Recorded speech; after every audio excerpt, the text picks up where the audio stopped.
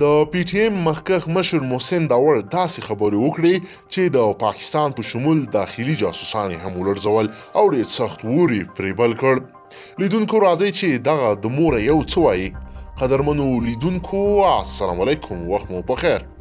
پاکستان د ولسی جرګې غړی او د پښتون ژغورنې غورځنګ یو تن مشر محسن داور په خپله یوې وروستۍ مرکه کې له مشال راډیو سره ویلي چې د کوزې پښتونخوا د پښتنو یوازې جغرافي بدلون کړی، ملیت یې لا هم افغان دی او له افغانستان سره پخوانی او کلکې رشتې لري. پاکستان کې موږ مجبور شوي یو چې دلته پراته یو، ولې اصلا موږ افغانان یو او له دغه انګلیس پاکستان نه به هیڅکله ونه ډار شو.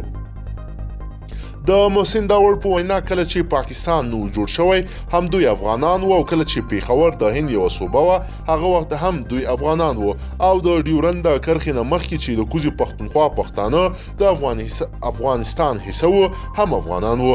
د مشال راډیو د خبریال ځلان یوسفزي د دغې پوښتنې چې د پښتون ژغورنې غورځنګ په غونډو کې اکثر د لر او بر یو افغان غږ اوچتېږي چې ځینې خلک دا ګڼي چې د پښتون ژغورنې غورځنګ د افغانستان او پاکستان د پښتنو د یو ځای کېدو لپاره کار کوي.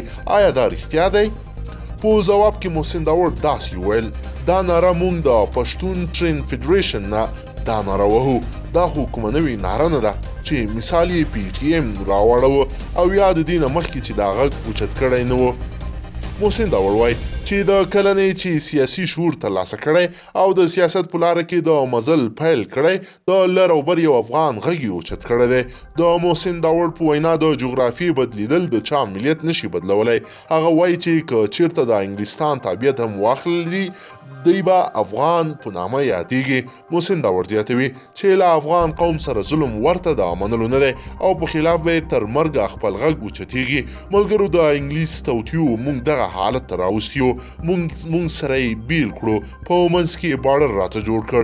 ملګرو، باور وکړئ که چیرې بیل نه وای، که چیرې دغه لعنتي بارډر نه وای، باور وکړئ چې په نړۍ به زموږ پاچاهي وه، زموږ به لوی سرحدونه ول، داسې یو نظام به مو درلوده چې نړۍ به یې ګواښوله.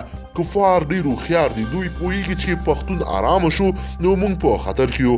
دا یو غیرتي قوم ده. هغه د سکندر مقدوني خبره شوه چې د مار زهر او د پښتون د قصد اخیستلو نه به ډېر لرې ګرځئ. خدای دې موږ او تاسې بیا په اتفاق کړي چې په ګډه خپل غچ او خپل حقوق واخلو.